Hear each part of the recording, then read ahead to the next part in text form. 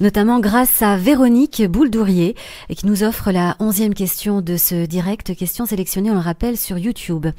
Que pensez-vous de la PAC? Pouvez-vous nous dire comment est géré l'argent de l'Europe pour soutenir l'agriculture française? Alors, là, c'est un grand sujet. Je vois que mes réponses on me fait signe dans les coulisses que mes réponses sont trop longues, donc je vais essayer d'accélérer. Je renvoie la question de l'internaute à tout ce qu'on a pu dire sur l'agriculture, et notamment sur toute une série d'entretiens que j'ai eus, notamment depuis plusieurs années au Salon de l'agriculture ou autre. Je rappelle quand même qu'il n'y a pas d'argent de l'Europe. Ça n'existe pas. L'Europe donne de l'argent que l'Europe a reçu des pays. Donc, lorsqu'on sera sorti de l'Union européenne, nous récupérerons l'argent que l'on verse à l'Union européenne. Et je rappelle que l'on verse en gros, bon an, mal an, 8 milliards d'euros de plus que nous récupérons. Donc on donne à peu près, mettons, 23 et on récupère 14 à peu près. Ça veut donc dire que lorsqu'on sera sorti de l'Union européenne, on ne donnera plus 23. Que les 23, on versera les 14, dont par exemple les aides aux agriculteurs, et on aura 9 milliards d'euros de plus. C'est ça que ça veut dire. Voilà. Donc moi, ce que je suis, étant petit-fils d'agriculteur et moi, je suis vraiment très très préoccupé par ce qui se passe en France, à tous les égards, mais en particulier en matière industrielle et en matière agricole, parce que dans un cas comme dans l'autre, on est en train de détruire l'architecture même de ce qui fait notre pays. L'industrie, c'est-à-dire la production de richesses, le savoir-faire industriel, la recherche qui vont avec. Mais en matière agricole, c'est un savoir-faire millénaire.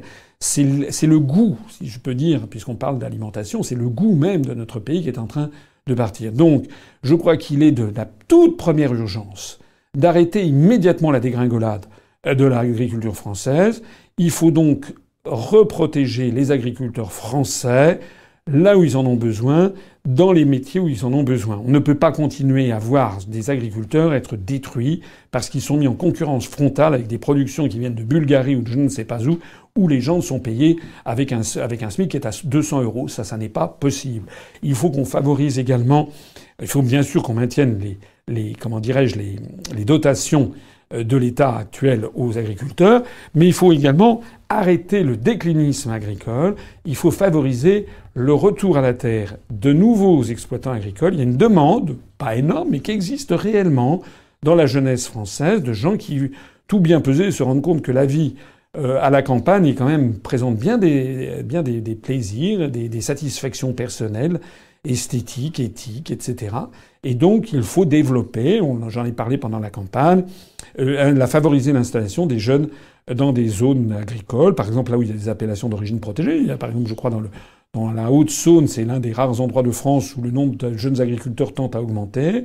Développer les filières du style bio, du style permaculture, ça, ce sont des choses significatives. Et il faut assurer absolument le niveau de vie de nos compatriotes agricoles en assurant également une retraite digne de ce nom. Et si on sort de l'Union européenne, on aura non seulement les fonds pour maintenir cette politique, mais on aura en plus les moyens pour empêcher en tant que de besoin la destruction de pans entiers de nos filières agricoles. Je rappelle d'ailleurs que la Suisse, c'est exactement ce qu'elle fait.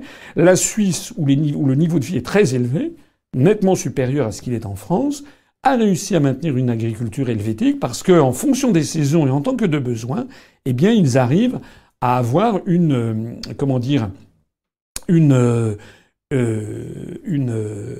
protections.